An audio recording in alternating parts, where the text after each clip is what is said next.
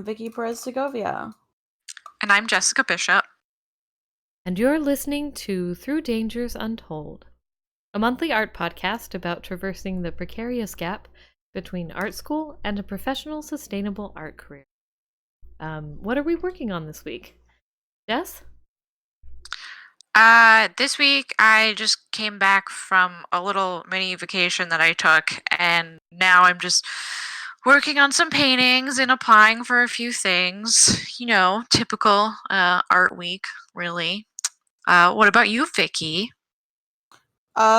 This week, I am actually also, so last week I had a little break from art just because, wanted to avoid burnout, and this is actually my first day off this week. So mostly what I'm focused on right now is doing promo for PocketCon, which is this weekend in Chicago. So it's a local mini comic convention here in Chicago. Our sort of like target audience is families and children of color, to kind of like be able to go to a convention and see that other like queer and artists of color, kind of can go out and have creative careers. So I will be tabling there this weekend for anyone who is in Chicago on Saturday. It's going to be at the Chicago Cultural Center. Nice. Yeah. That's awesome. Yeah. What are you doing, Sonnett? I'm getting used to being in life again after being at FaerieCon and on vacation. And just kind of getting packed up or unpacked. And I have another little tiny convention coming up, or little show in December. So it's the first one I'm doing that has a focus on originals. So I'm kind of taking stock on what I need to do to get that prepped, make sure all my frames look good, make sure my originals are packed up in a nice way. So starting that process. And then I also have been working on my Sailor Moon fan art. Oh, I should do that. It's so relaxing. And we should all do one. Yes, please do. So we can make a little promo. Yeah, totally. Yes. It's good art, relax time. I've actually also been doing the Critical Role, the pub draw stuff, which is like Critical Role fan art show that they have with Babs Tarr, who is really awesome. And it's like going to school and just having somebody tell you how to draw something. And she's like super awesome about the way she talks about art. I love how she talks about art. So like that's my art relax time where I don't care. I'm just doing art for fun. There's no pressure, and it's been really good to just remember how to do that. That is so good. That actually reminds me that last week on my personal Instagram, I decided to make my thirst post of like cartoon characters and that I liked as a kid, and then I was like looking at a bunch of like X-Men art, and I was just like, oh, I need to draw some X-Men. Do it. So I made like a little like Nightcrawler doodle and like Gambit and Rogue doodles in my sketchbook, and I was like, this feels good. I haven't done this in a while. Yeah, it's important. Yeah. Gotta remember why you like to draw, Oh, yeah. I love it. It was great. So speaking of the convention you were at. Yes, FaerieCon. Tell us about that. That is what this episode is about. Yeah. Okay, so FaerieCon. I have wanted to go to this convention since it started. And it started quite a while ago. I want to say closer to the early 2000s. Maybe even earlier. Wow. Yeah. They have two conventions. One is an outdoor music festival called Fairy Worlds in Eugene, Oregon. And then the other one is FaerieCon in Baltimore. They actually just moved to Baltimore this year. It was previously in like the surrounding area. But they were originally associated with the World of Froud, which is Brian and Wendy Froud. And they had close ties and had a lot of the same website stuff for a while there. And they have come to these conventions. That family has come to these conventions most years. Yeah. And the Frouds are one of my art heroes. I saw Dark Crystal really early on. I had like the comic book. I had the album. Aww. I made my sister reenact the entire movie with me. Oh, that's so wholesome. Whenever I went hiking, I used to call out the Gelfling call. It's super flippin' nerdy. That's adorable. Oh, thanks. I love it. So part of the reason why I do art is because of the Frouds. Not only that, but like Brian Froud's and Ellen Lee's Fairies book came out pretty early on in my life, and I had that, and it was really influential to my art and my art style and the way I think about fairy and art. And then, of course, Labyrinth came out, and that was huge for my life. Yeah. So yeah, I have a couple of really huge art heroes. It's them, and then it's Michael Whalen, and they're like the big ones that really made me want to do art, and it's specifically to do fantasy art. So I wanted to give this preface because I think it's important in terms of how I experienced the convention, because it was very different than a lot of other conventions. And the other reason to that is because I don't know if you've read any of Brian Froud's stuff later, but both Brian and Wendy Froud incorporate meditation, and they incorporate kind of a spirituality into their work. They believe in fairy, and they use it to guide their work. So I know that sounds really crazy and weird, but like it isn't though. I mean, it's really interesting. I'm really interested in hearing more about this. There was a shift in their work to focus more on that, and they went to focusing more on that later in both of their careers. After Wendy Froud left the Henson Creature Shop, and after, because she did the sculpting on Yoda, and she did the sculpting on Ogra, and on the, I'm pretty sure it was Ogra, and also the Gelflings in Dark Crystal. But she also creates these beautiful dolls, these fairy dolls.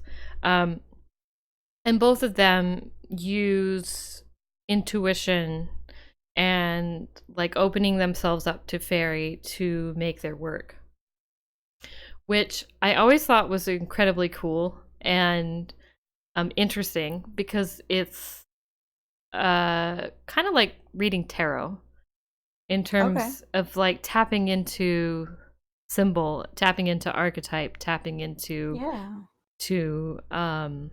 also, and not only that, but also kind of your own self and where you're at in a moment to make art. I feel really weird talking about this because it's like very open about something that's kind of silly to a lot of people. But I think it's important in terms of this convention to understand that. You're fine, Sonnett. You can do it. Do it. Anyway. I think it's really cool and interesting. Yeah, it's really sharing. It is really interesting, and everybody works a different way. Some people are really technical, some people are really intuitive. There's room for all of that in art. Absolutely. Anyway, so one of the reasons I wanted to go is because I love all of that stuff, and plus you have beautiful costumes, and on top of it, they always schedule really amazing music. And they usually have like a good fairies and a bad fairies ball where people get super dressed up, and they have just amazing bands, and it's this huge spectacle, and just super enchanting. Okay. That sounds amazing. It is amazing. Okay, so I have all this premise here, and I'm like, okay, I really want to go. I'm gonna be disappointed, right? Because that's like everything in life, right? Sure. Yeah. Like, you feel like you build it up a little too much. Yeah. You're gonna go and everyone's gonna be mean, or I don't know. Yeah. Like, I was really worried I was gonna be really sad after this. However, okay, so however though, so we went, and first off, the convention itself was really smooth. The organizers were really friendly, really nice. There's always some snafu with setting up and everything, but it wasn't the worst I've ever seen. And immediately, like, it was pretty clear that everyone is pretty friendly, which is nice, because that's not always the case. Right. You go to a convention and sometimes there's a lot of grumpy people around you, or there's somebody who's kind of wanting to like start drama, or like you never know how it's gonna be. Yeah. Sometimes it can like feel cliquey too, and yes. It's like, y'all, we're adults, right? Like who? Like why? Yeah. But I didn't feel any of that, so that was really nice. They were in a new hotel this year, so there was a little bit of disorganization as they set everything up. But the hotel itself was nice. Everybody was friendly. We were able to be next to this awesome artist group, Moon Tribes. The Moon Tribes. They were amazing. There was a person who was doing jewelry. There was a person who was doing beautiful like charms and lovely like candles and personalized perfume blends, or essential oil blends, and then this amazing sculptor. She was wonderful. She did animal readings, so to kind of like find your animal totem, and and then they did also these beautiful animal sculptures. Nice. So beautiful, like animal spirit sculptures, and they were just gorgeous. So beautiful. So like, here's the thing. I trained in massage for a little bit, and I've been around the New Age community, and I've been around pagan communities. I've been in a lot of different circles around this kind of thing. And a lot of times I've been super disappointed because people can be super cynical. People can be scam artists. Yeah. People can be just naive. People can be just really weird about it. People can be genuine and wonderful. And in this case, which is rare, this was the real deal. That's really, really nice to kind of be able to find, like, the sort of like needle in the haystack type of thing. Yeah. Like, they were authentically wanting to help people. That's really, really great. Yeah. And they were legitimately creating their art around their spirituality and around it for the purpose of the people that were seeking that spirituality and wanted that. Like, it was neat. It was like spiritual art. I mean, this sounds so silly, but spiritual art in service of a spiritual community, which I understand that you hear that. Silly. I know you see that. I mean, you hear it a lot in association with Christian stuff, like Christian music and things. And sometimes you can be like, I don't know. But like, this, I don't know. This felt really genuine to me. Yeah. And I felt like it was rare. And it helped that they were super, super nice people. That's good. that really seemed genuinely caring and wanting to help people out. So That's really sweet. yeah, but it was like completely different from every other con experience I had ever had. And immediately, like here's the difference already, completely. And it was consistent. Like people would come over and talk to me and I would talk to them, and they were super friendly and everybody was super sweet and really nice. And even if they were having a bad day or a hard time, they were still super kind. You know? It's really nice. It was so nice. I was like, what is this? Yeah. Where am I? I mean, it truly sounds magical. It was very magical. But I think also, this is a scene convention in terms of like, the people who are there to be who they are, in a safe space as much as possible. Mm-hmm. And yeah, for sure. They're there to celebrate this kind of thing, whether through costume or makeup or through their own persona, which a lot of people really had.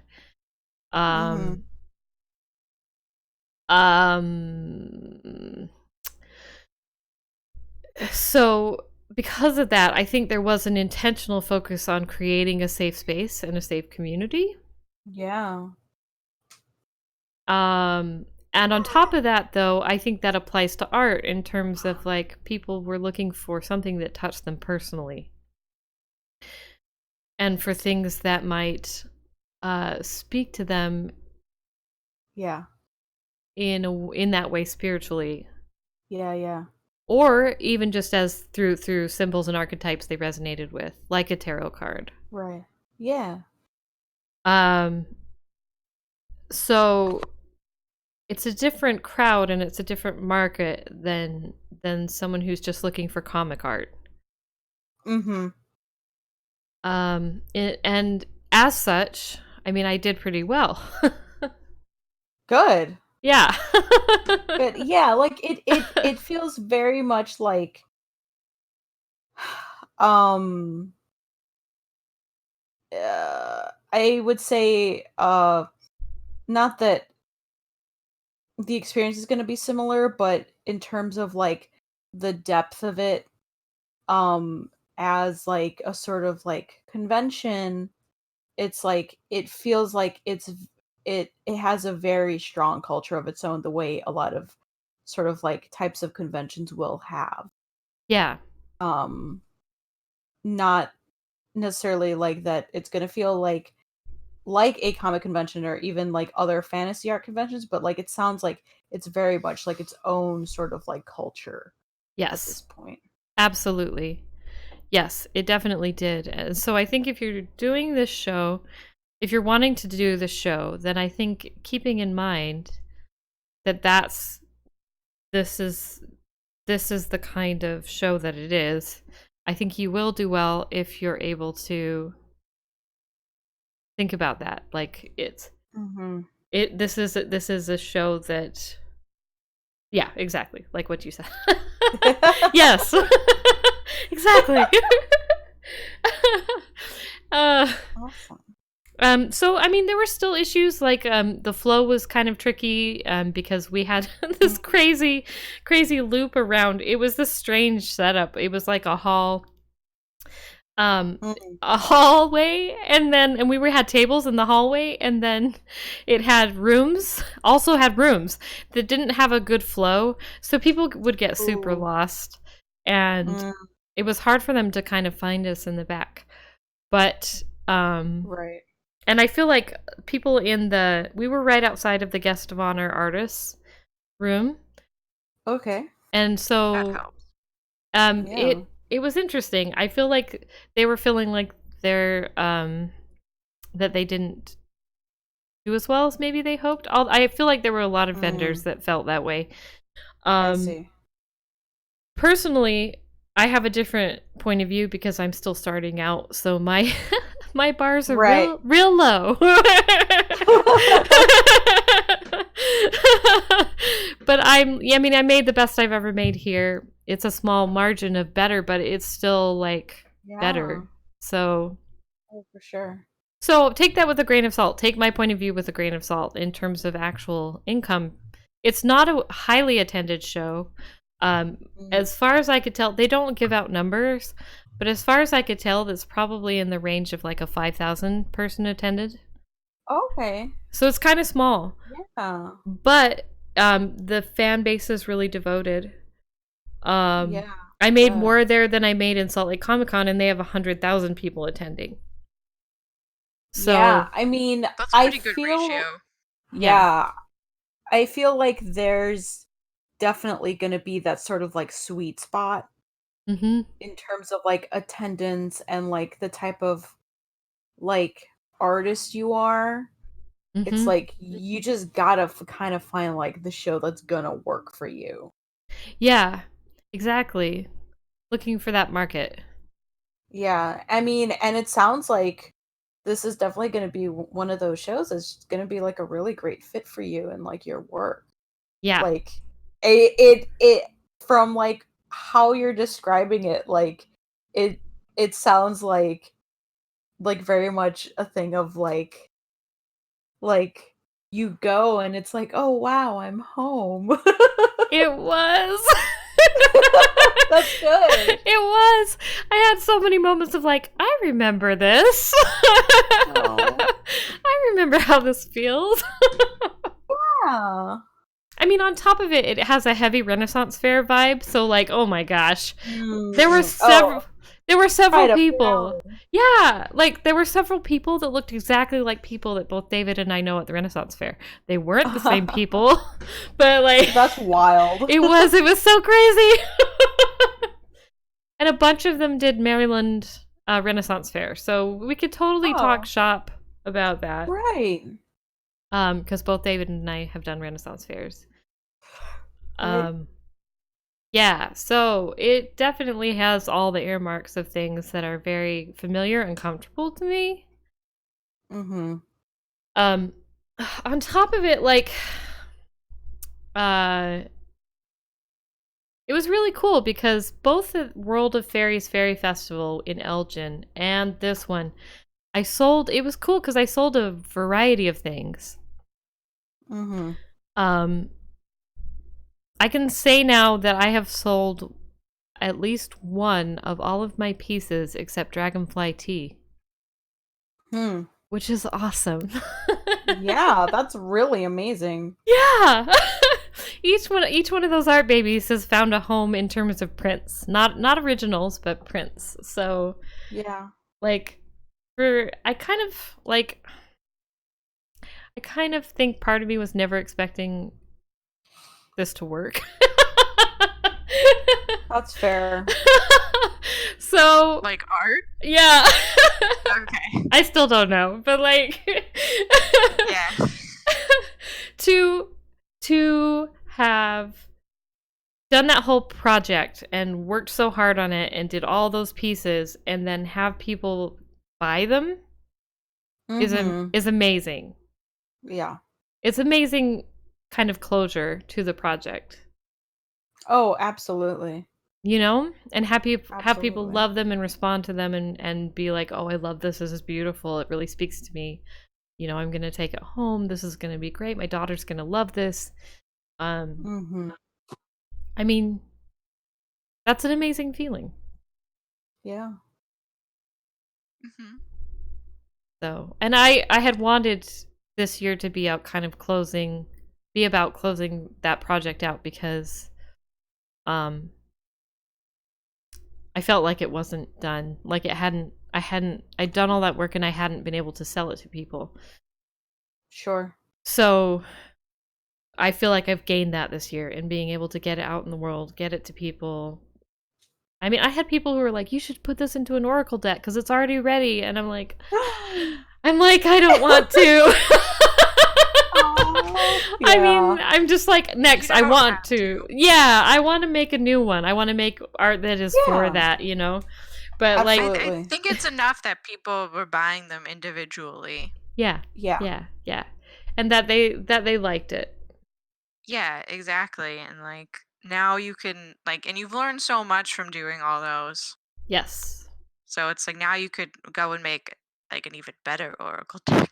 Exactly. That's how I always see it anyway, and like, Yeah. But I also no point in getting stuck. Yeah, I agree with that. But it's also nice to know that the demand is there, Yes. you know? So I can go, Yes. yeah, okay, I wanted to do this. That demand is there. I can do it, and then people will be interested. So, it's good to get that feedback. For sure. Yes. Yeah, go. Earlier this week, you were talking to me and basically about like how much you. I mean, I might be wrong, but how much you had to like talk about like your art, like and like what's in your pieces than any other show you've done before. Yes.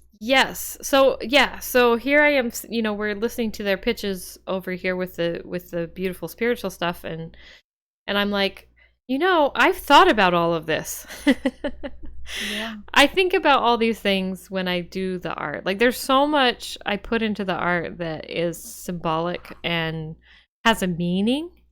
I just do it though. Like, I don't talk about it very much because part of me wants to leave it mysterious. Sure. But I was realizing also that the people at this convention understand that language. Yeah. And so like they probably care. Yeah. They do care. They do care. So I was realizing as I was sitting there, like, I don't know how to talk about this. Oh. I mean, I do have poems on the back of the prints that tell about each of the characters, and that's actually helped me selling my prints a lot more. Good. Because it gives it context. But, it's just a few lines about each piece. It doesn't necessarily talk about the deeper meanings of the piece. A bit, well, because, and also part of me wants someone to read that themselves to find that what it means to them. Sure. Yeah. I think that's fair. I think that's all like totally valid. Yeah. But I think it's interesting. Yeah, of course. But I think it's interesting that you like had an opportunity to talk about it more if you wanted to with this show. And I feel like it really seems like that's kind of evidence of you finding your market, is that you felt comfortable in your market knowing that they would understand. Yeah. Like, and that's like kind of like a good indicator. Absolutely. Like, that you might have like really kind of broken through something here. Yeah. Yeah, I agree with that for sure. So cool. It was really cool. Yeah, it was kind of amazing. And on top of that, of course, they have amazing workshops with artists, with writers, with musicians, with a bunch of stuff. They usually have like meditations and like different fun stuff like that, and costume contests and masquerades, and or the masquerades in the evening. So it was neat because this is a smaller con, and because it's kind of intimate in terms of its layout, I was able to talk to artists that were there that I didn't really have a chance to talk to like at other shows. So I was able to talk to them and, and make some art friends, which was fun. Always good. I love it. But it seemed really accessible. Like it seemed very like people would come up and talk to you, and they were friendly, and everybody was cheering each other on. So it was very positive. So that was really nice. I took a workshop with Tara Whitlatch, and I was the only artist there out of 5 people. So we got to sit there and watch her draw. And ask her questions about the concept art business for movies and animation. And that was amazing. No one else was an artist? No, it was so funny. I was like... That's so bizarre. Yeah. I know. Oh, she said at one point, though, which I thought was super encouraging, though, she was like, these are the artists that I like to look at on the days that I feel like I should just give up art and work at Starbucks. And I was like, I like burst out. I couldn't help it. I was like, you still feel that way? She's like, yep, that never goes away. That never goes away. Oh, wow. She's like the creature concept artist. So, yeah. Yay. So we have that to look At forward least to. we can just feel comfortable in our sadness now. Yeah, like it's not our This is fault. it forever. Yeah, it's nobody's Might as fault. well get used to it. Yep. Just draw. It'll be okay. Yeah. Oh, God. I don't know why I find that so encouraging, but I do. I mean, it's totally valid, honestly. I wonder if Da Vinci ever felt like that. Probably. Or Michelangelo. Whenever I think about those old Renaissance dudes, I bet they Yeah. did. and like, 'cause it was so different because back then, like, they only made art because the church paid them to. And it's Yeah. like, yeah, but probably, yeah, I know, like, at least Michelangelo was always just like, F the church, man. And, like, did a bunch of stuff, like, against them in his Yeah. paintings. So, yeah, he probably felt like that too. Whatever their Starbucks was. Oh, yeah, definitely. Like, I'm gonna just go work there. It's fine. I'm gonna bootleg wine. I don't know anything about the Renaissance. Same. Just make it up. Nice. Yeah, who knows what they did? Who knows? Now I have to look it up later. Anyway. No one's ever studied it. No one's ever tried to find What is the Renaissance even? Yeah, Who who were they? cares? Not Wow. important. Nothing good happened. Love it. The Dark Ages is where it's at. They had a lot boy. more going on.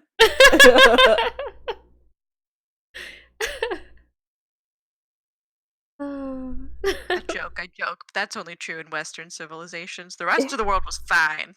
Honestly, you're right. It's just the Europeans got the plague. Yeah, they're like, I don't know. Mhm. How do I do this Yeah. life thing?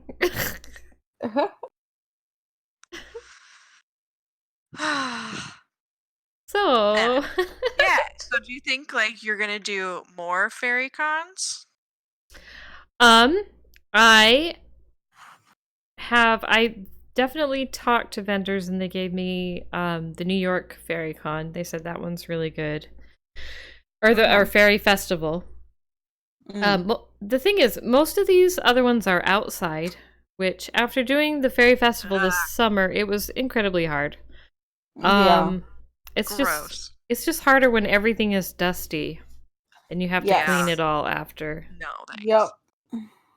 My prints are already dusty with my dog hair. Yeah, right?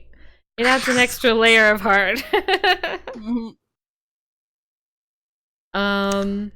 But I don't know. I'll think about it for sure. I definitely want to do FaerieCon again. I just want to say a couple more things about the show. The music was amazing, and the concert was amazing, and the costumes were amazing.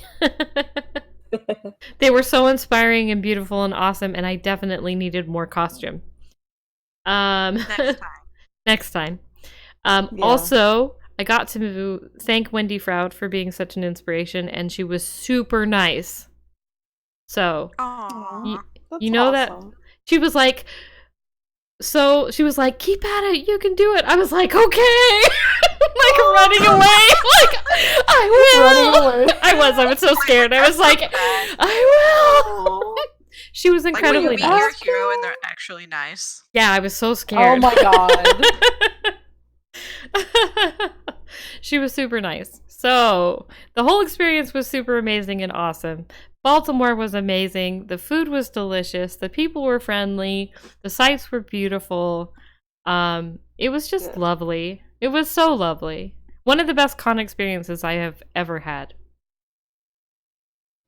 So I will definitely be back.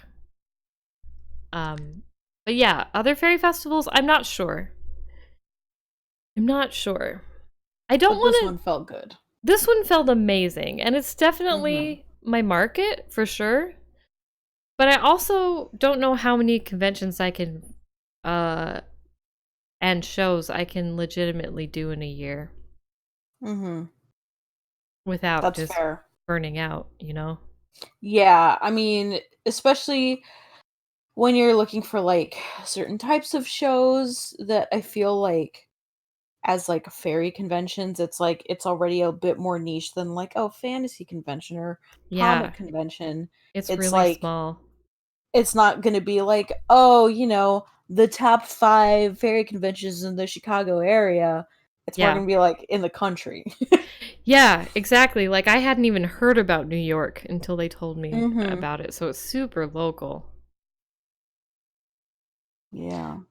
So, like, who would you recommend to like do that show? Like, what other types of artists besides like the obvious, I or think just the obvious? I actually met this really nice artist, Aubrey.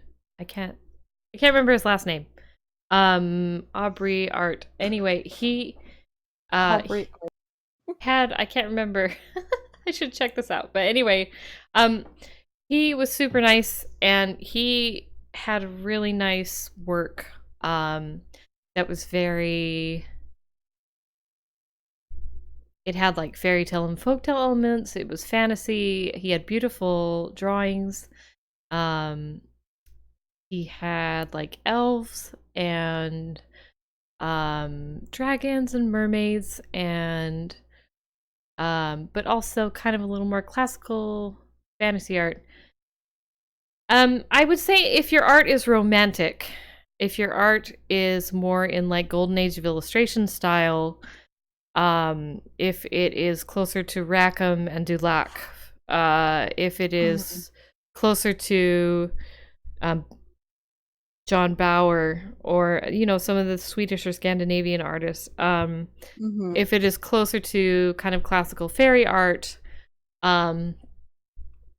or watercolor, or like fairy tale, it's like softer, or like Corey Godby, or like Annie Steg Gerard, like that kind of stuff. My favorite. Yeah. If you deal, or Charles Vess, if you deal with romantic themes, if you deal with poetic themes, if you deal with pagan themes or occult themes, if you could, you could do gothic stuff. There was gothic stuff there for sure. If you deal with steampunk stuff, if you deal with that kind of thing. I mean, I think those kind of things. Like Sam Gay was there, and Iris Compete were there, or Compiet. Anyway, both of their art is so good and so amazing. But I felt like people weren't wandering into that room to buy things, which was kind of crazy. Because they're amazing. They're so good. Yeah. So I don't know. It's so hard to tell, right? Because you don't know. It's hard to tell what you may think that this is your market or this is your audience, and it's hard to tell if people will actually buy. Yeah. I don't know. How have you found that to be, Vickie, in going to shows in terms of market with your stuff? Sorry. Can you like clarify what you're asking? Yeah. Yeah, like when you've gone to conventions or shows where you've sold your art and you felt like this is my market, and then it hasn't panned out, like, has that happened? Or I think so. I feel like especially at like small shows, just because like I'm trying to figure out a way to put this that doesn't make me sound like I'm just lazy and uncommitted. But so like, because my start was so much to do with like zines and like self-published stuff, and it's like that is very much like a big scene. And like I felt like I didn't really know who to talk to, and then like I did find some like people who were like organizers for like events in the scene in general. And because it was while I was in school, I didn't do a good job of like maintaining those relationships.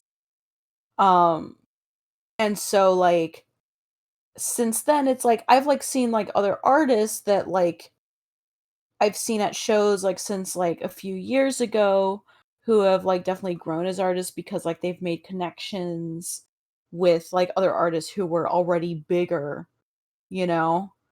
Like I feel like when I end up kind of like missing the mark at a show that I feel like I should be doing better at, I have a tendency to kind of blame my like my like lack of networking. But I don't think that's entirely it. I do think there's, going to be so many different factors. General economy, I think too, is always huge. going to affect, how people are buying things, how people see things. And it's like sometimes like even if it's a matter of like, okay, it's like everyone who goes to these things is very, sort of like, I guess to be like general about it, like very sort of like socialist about it, and is very like, yeah, let's like take care of each other, let's take care of our artists, and let's do what we can to support each other. And it's like even after a certain point, it's like even that gets hard to do when like everyone's really struggling. Yeah. Like at this point now, it's like I don't even walk around at conventions anymore. I feel like that sounds so bad. Like because like there are so many people that I do know at shows now, and like I feel so guilty not buying stuff. Oh no. That's valid. Because like yeah, that's a frustration of mine. Bad. Actually, I have a big pet peeve about that. Do you want me to go on my rant about that? Because I will. Do it. Do it. Okay, I want to hear it. I have a real problem with people guilting each other to buy art from your friends and from your especially most of all your art friends. Oh, because yeah. Legitimately, we are all broke. Exactly. Also, like, why would you do that? It happens a lot. Legitimately, we are not your market. Legitimately, the public is your market. And honestly, like, I personally don't want you to buy my art unless you really want to buy my art. Exactly. Yeah, that feels weird. Please I'd rather just buy my stranger. Yeah, exactly. Like, please buy it if you want it. I will buy it if I want it. But like, just geez, not all art speaks to everybody, and that is okay. Exactly. So the other thing is that, I mean, I honestly will, like, I don't always buy art from friends out of obligation. Like, I definitely like will like go through like all their stuff that they have and like look for something that I like. Like, if there isn't something that like is really my taste, I'll just kind of like still chat with them and be like, hey, good luck, at the show or whatever. There's nothing wrong with that. Right. But constantly buying from your artist friends and buying from each other and doing trades and stuff, it's like trades I think can be fine, but there is also a certain point where it's like you kind of need to pay attention to your stock. Yeah, exactly. It costs money. Yeah, like it's fine, when you're like literally just getting started. If it's like your first or second show and you're just trying to make friends, let's trade a few like little. Is this like a thing at shows that happens? Yes. Yeah. Yeah, it happens Okay, so I've much. only done one show, so I obviously don't know, but Yeah, no. Like, it will happen a lot. I feel like I've seen it more when like people aren't doing great at shows. Like if a show isn't Yes. doing particularly well, it'll just kind of like turn into an art trade. It's like, well, we're all broke, so like you have this piece that I really like, but that also kind of starts to bring in a little bit of like that kind of like guilt of obligation, like you were talking about, Sonnet. If like Mm-hmm. sometimes like someone comes up to you and they're like, oh, like I really liked your stuff. Do you want to trade? And I'm just kind of like, no. nah. It's like I appreciate that, but I can't. Yeah, like this is still a yeah. business. Yeah. But the thing I was gonna say is that like doing all of that, trying to sell to each other feels like um it it reminds me a lot of like when I was like in school, and like I mean even now sometimes like my parents or like some like family members or relatives will, or I mean I guess more specifically my parents, um where it would be like, "Oh, can you do this like art thing?" And it's like, "I No. can pay you." And it's No. like, you paying me isn't gonna help me because I'm trying to like we're living in the same financial situation, and it's like we're not gaining anything from you giving me this money. Yeah. And Yeah.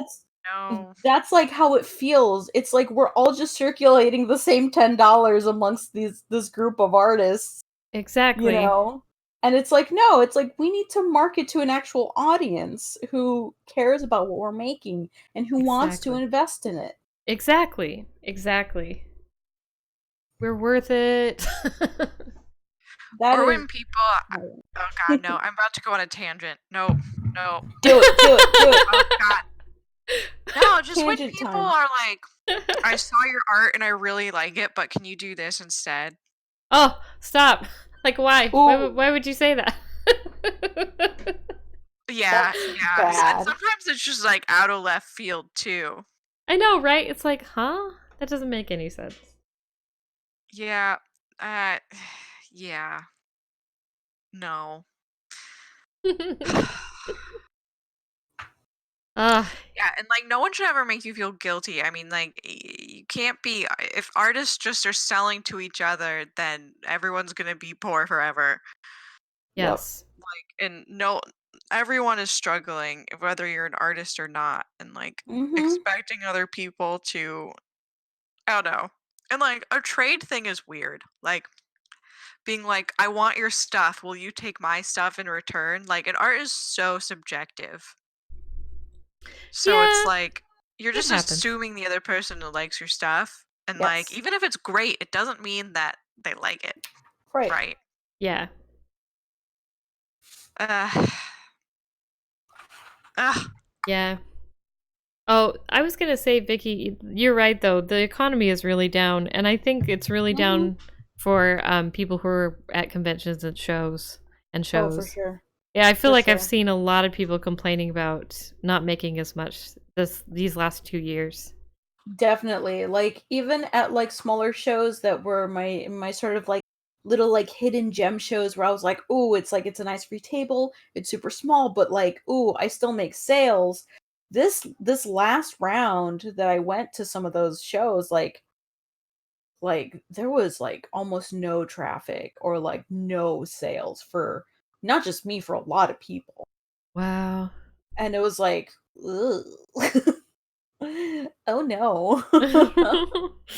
Yeah, I think it's a pretty tough thing right now. Yeah. I kind of feel good that I'm starting so small in the middle of this depression. Yeah. I'm like, I can only go up from here. Honestly, yeah. Can only get Truly. better. Or the world can light on fire. I don't know. Yeah. Yeah. Oh well.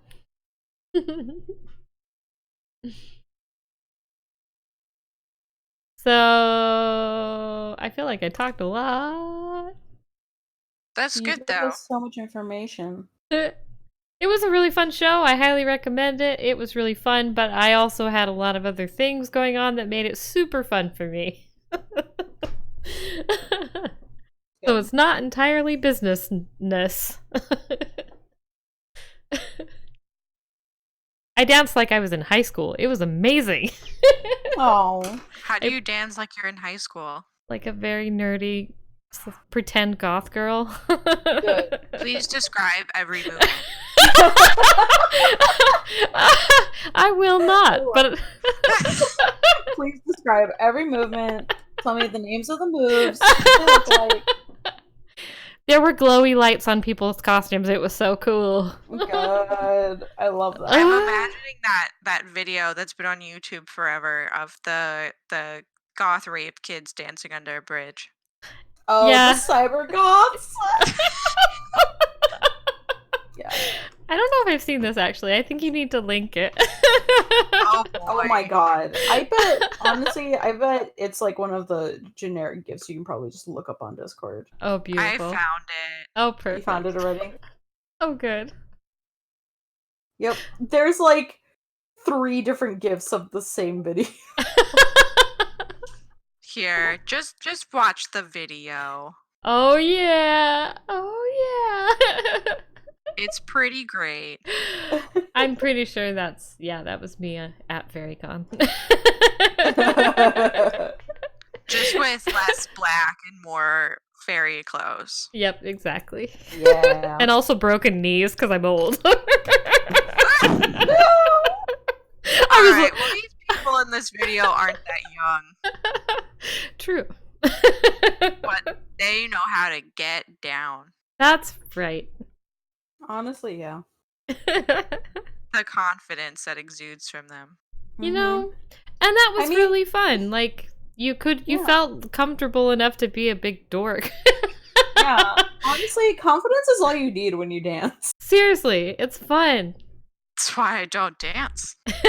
Oh. I'm okay. You're like, truly, I'm Okay fine. with I don't need it. Actually, I can like imagine you like you have your drink in hand and you're just bopping your head. Like that's about the extent that's that what I I can do. imagine. Yeah, I was gonna say that is very just the like. I think if I get drunk enough, I'll move a little more. But like my dance is always me getting like alcohol. Like I spill it on myself on accident. Oh no. That's the last and like one of the only times I've gone to the club. That's what I did. The club. I spilled my alcohol all over myself. Then everyone's hitting each other, so everyone else's alcohol is spilling onto you too. And then you just leave smelling like crap, smelling like Oof. cheap tequila shots. Ooh. The That club. Oh boy. Ooh. That sounds bad. Oh, it I does. love the club. That's why I don't go. Like I can smell like cheap tequila on my own time. Thank you very much. Oh boy. I hate tequila. Oh no. Well, we're glad you had a lot of fun. Thank Yeah. you. It was I'm honestly truly very glad. Thank you. I really needed a fun art time because it had been pretty stressful before that. So that was a nice break. Yeah, you did need it. I did. It also like I left really charged up and excited to make art, which is a good sign. I'm excited to see new art. Yeah, me too. I'm very much looking forward to it. Oh, but you did the map, I did do the map. which is really cool. Thank you. Oh, the D&D maps? Yeah. Oh my god, those are insane. I love those so much. It's so fun to do. I think I showed my mom. Really? Yeah, because I was talking about my cool friend Sonnett. Oh. Oh, jeez. Thank you. Yeah, I mean, it's so cool. Like, yeah, I'm looking at it again. Like, it really looks like something like you would have seen in like a fantasy book, right? Like like a map and like especially like RPG books and stuff. Thank you. I had so much fun making it. It's so cool. Thank you. It's been great. Yeah, like if I didn't know, like I would just assume that this was taken out of a book. Thank you. It was so cool. Yeah, you're like the effort and the way you work makes your work come out so clean. It's so and insane. just like so sharp. I mean, one of the reasons why wild. It is wild. One of the reasons why I stopped my Twitch channel is because I'm such a freaking perfectionist. Like, you just sit there and watch me draw one line over and over again. Ooh. Super boring. I'm working on it. Oh boy. But yes. And there's a lot more pressure once you put it under a camera too, and then it's like the line will never be right. Nope. Like, beyond like being anal retentive, like it's just Yeah. Yep. But yeah, I do really love those. Tons of details, tons of intense cool. Intense work. Thank you. Thank you. It was really fun. I think I'd like to do more, so we'll see. Yeah. But I also bought a charm from the lovely folks next door, and it was for opening doors, opening gates, and that's what I'm doing next. Is I'm going to do my gate project. Finally! Yay! I mean, I have to finish. I have like hopeless romantic stuff I'm finishing, and then Sailor Moon. I have to paint Sailor Moon. But then I should be starting that project, so. Yay. Yeah, I'm super excited. It is time. Oh boy. Yeah. Oh boy. Oh, you just meant that it was time to start something new. I thought you were commenting on the fact that the hour is up. Oh, well, we have like 2 minutes. I have no comment. I also wasn't entirely sure. Oh, sorry. It's fine. It wasn't clear. It is time to make art. Yes. I didn't do any today. Full admission. Didn't like art today. That's It's okay. like, nope. That's fine. I played Death Stranding instead. Oh my god. I want it. I want it. Last week, just because I was taking my break from art, like I just wasn't really making art. Mm-hmm. Yeah, and I spent like 3 days with Athan just watching Star Trek movies. Nice. Yes. I think he said we watched 8 Star Trek movies. Wow. Yeah, we started from the first one, and it was really interesting seeing the evolution of like special effects. The first one is so bad. Honestly, I prefer the visuals of the first one to like the ones from like the 80s and 90s because it started going into the whole like gross out aesthetics of the 80s and 90s that like I've never been crazy about. And it's like the 70s one was just like an LSD. It is. And I'm like, this makes no sense. Nope. It is like the worst thing I've probably ever seen in terms of like, I don't know, everything. But I loved it though. Like, I loved just looking at it. Nice.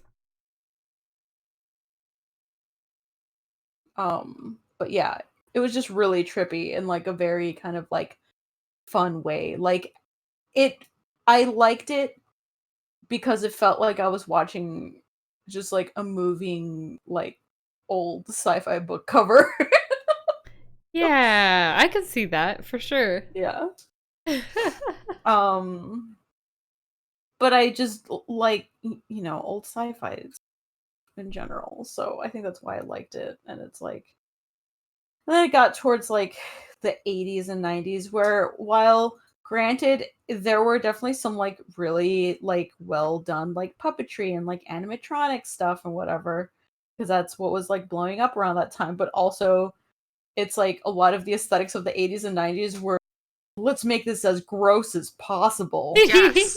Yep. And I was just like, I don't want it. Why does I don't like It was so good though, because it was practical effects.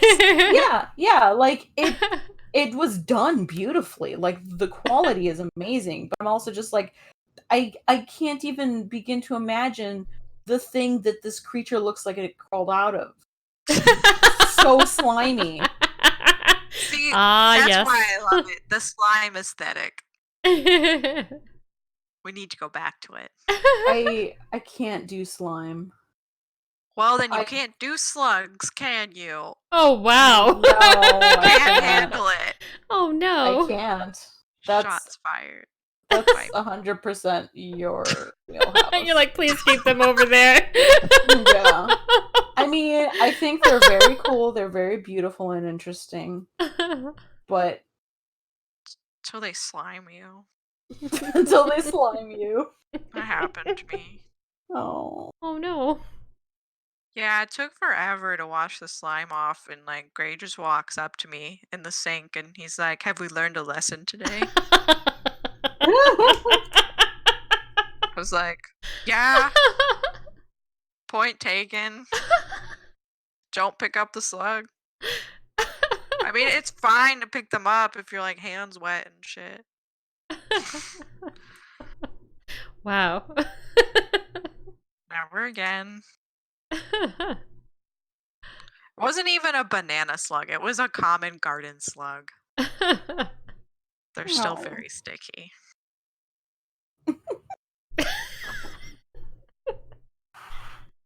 Well, what On that note, what have we learned today? Slime is not for me. Yep.